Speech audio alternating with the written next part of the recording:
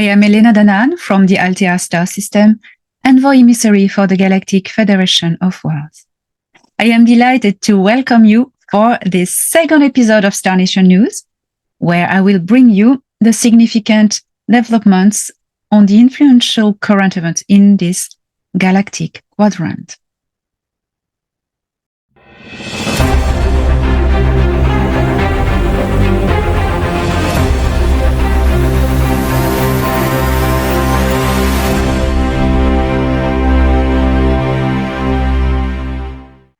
The Negumak Gnomopo joined membership officially with the Galactic Federation of Worlds on Earth date October 10th, 2023.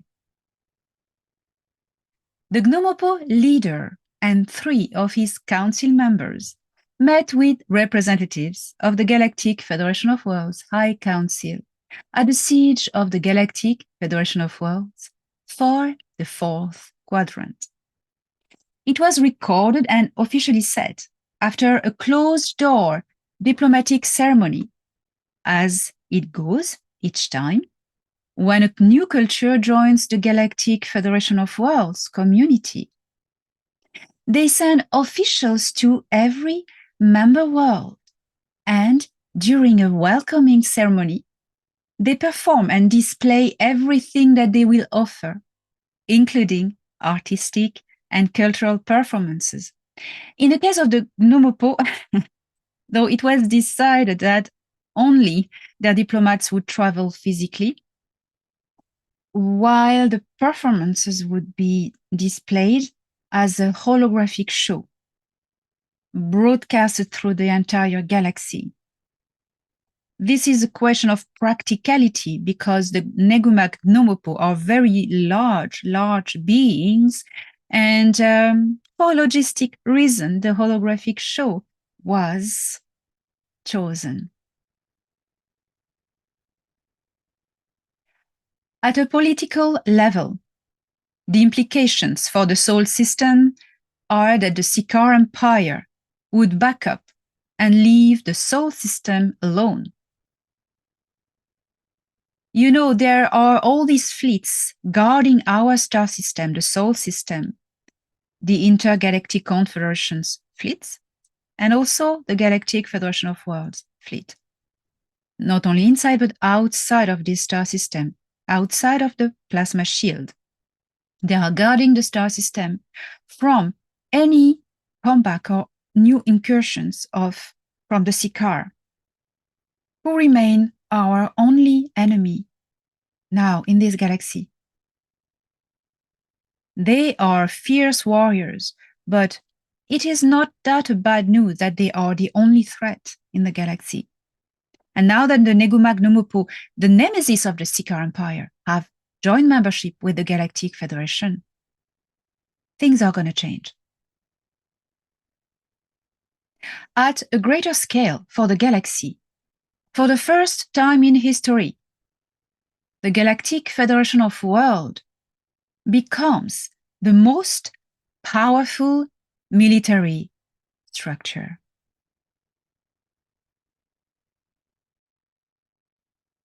The hub in the orbit of Jupiter.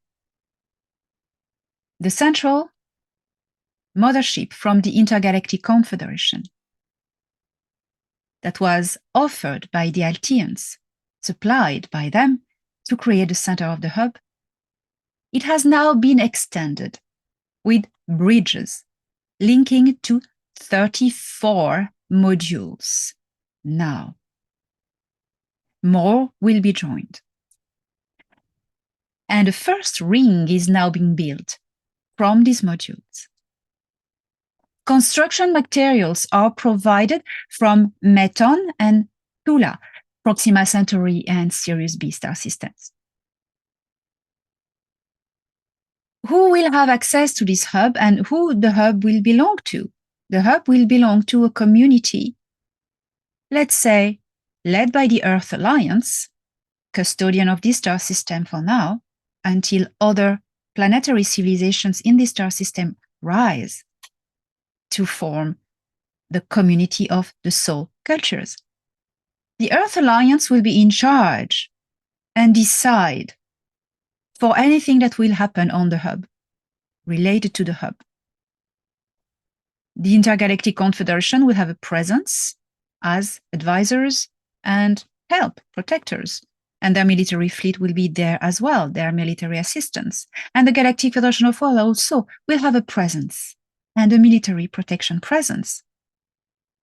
Also, the Ashtar Command in the nearby Jupiter will play a big role, and this outpost, Shar, will be enforced because the vortex, the Stargate, is now to become a commercial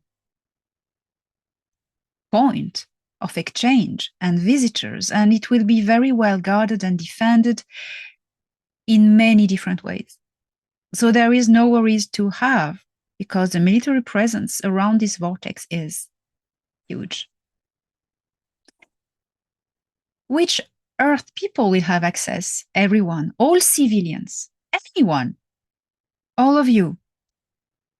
And also the military presence will be led and organized by the members of the Artemis Accords and Space Command.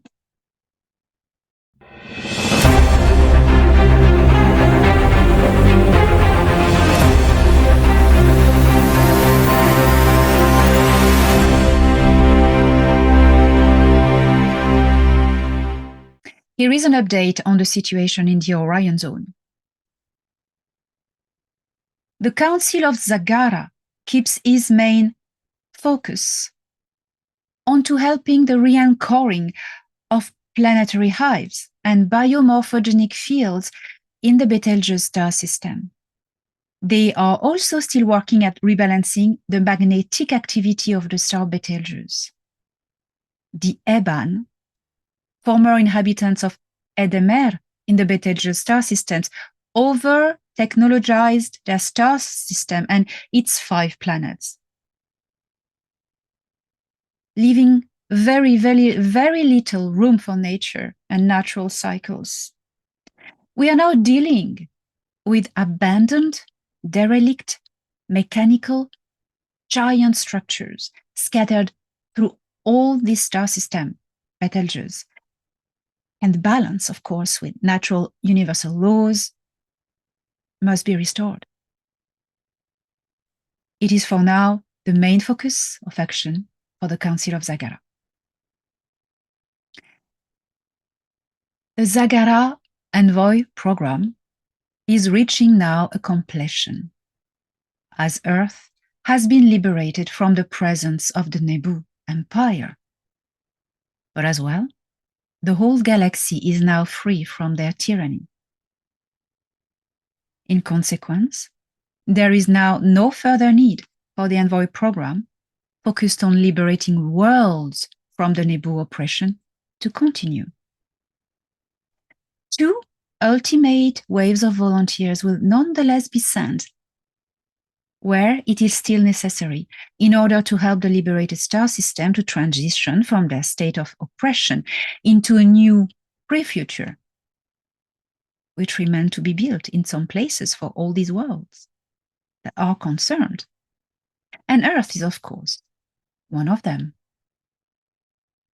This particular Envoy program, independent from all the other Envoy programs, was initiated in the aftermath of the Orion Wars in order to continue resistance and find a way to take down the Nebula in a more insider job.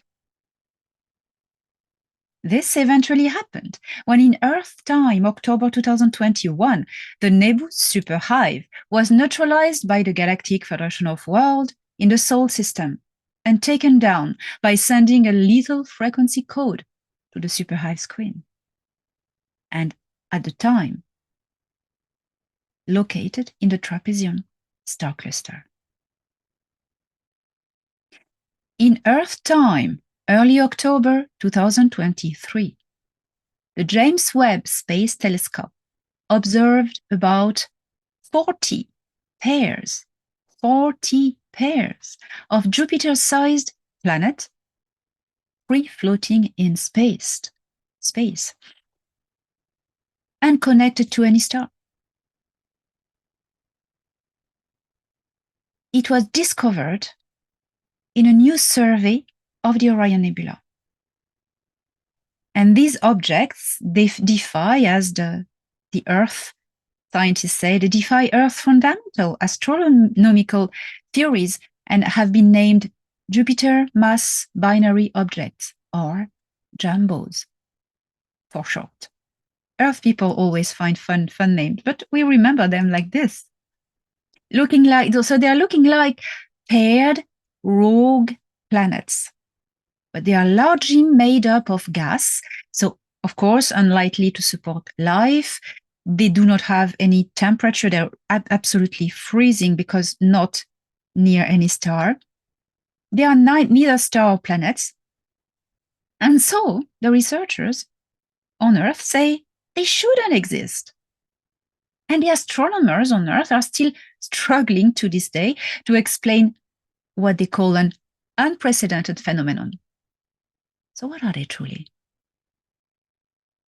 Zaggarah Counselor Anakh provides the answer to this mystery. These binary pairs are artificial constructions by the Negumak Empire that was to provide the Nebu superhive with breeding facilities. These objects had also other purposes, such as superhive consciousness relays. Such binary objects can occur at natural state in the universe, but in the case of the Orion Nebula, it was artificial.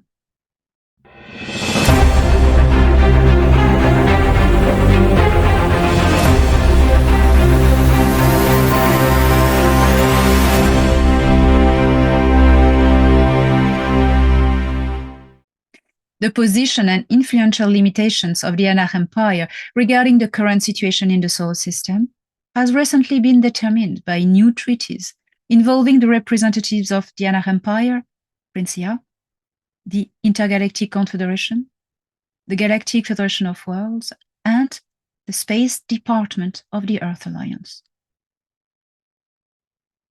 Previously to these agreements and before the return of Prince Ea and the Cedars, the possessions of the Anakh Empire in the solar system were limited to Earth and the inner orbit of Saturn's rings.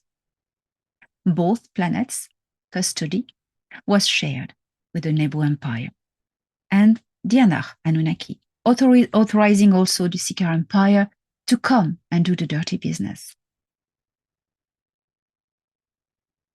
On Earth, the Anakh faction of Enlil used dark human organizations to keep the planet enslaved, with at their head Enlil's son Ninurta and a Seeker Pindar.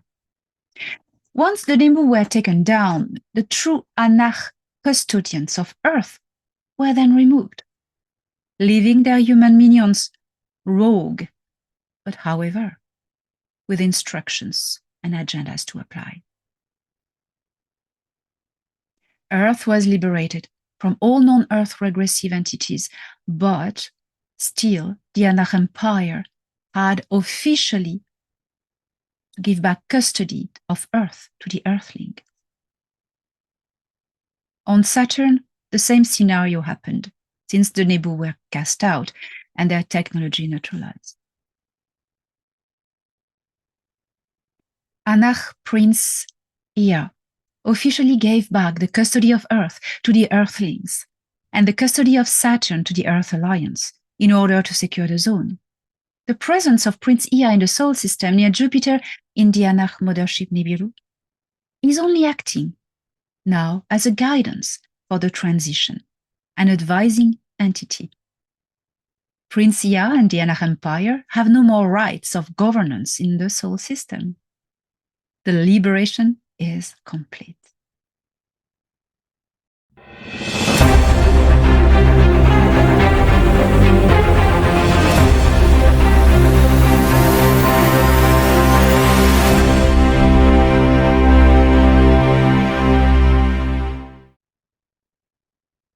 The Intergalactic Confederation will keep its position in the Orion zone, centered mainly around the M42 Nebula, until the situation is stable and flourishing.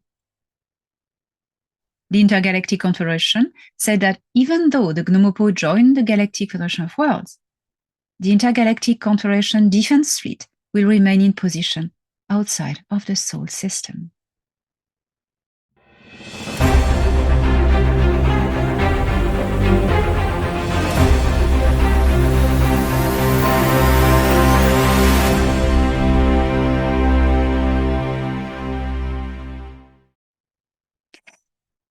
This is now a moment when I am going to share my own words and share with you an extraordinary event that happened in Orlando, October 20, 21st and 22nd, the Galactic and Spiritual Informers Connection Conference. I was there as a speaker, and I shared with the public the knowledge and the history of Atlantis, the true history. Share the different technologies used and who used them, and the chronology of all the dates and the events happening there and all over the planet. I was joined by amazing, amazing souls, people, speakers, carrier of the truth. It was a moment of sharing love, companionship, fraternity, high vibration, and many people could also follow us live from all over the world. The recordings are now available on the website Galactic and spiritualinformers.com. And, sharing all the love that was coming from all of you who could attend physically, it's an experience every year that it's difficult to explain. You just have to feel it, to be there and share the connection. It was very intense. I saw people crying with emotion and happiness and shaking with the feeling that they had found one another, the tribe of Earth. The future, tomorrow, is made of these vibrations of love, of unity. So I'm looking forward to next year now.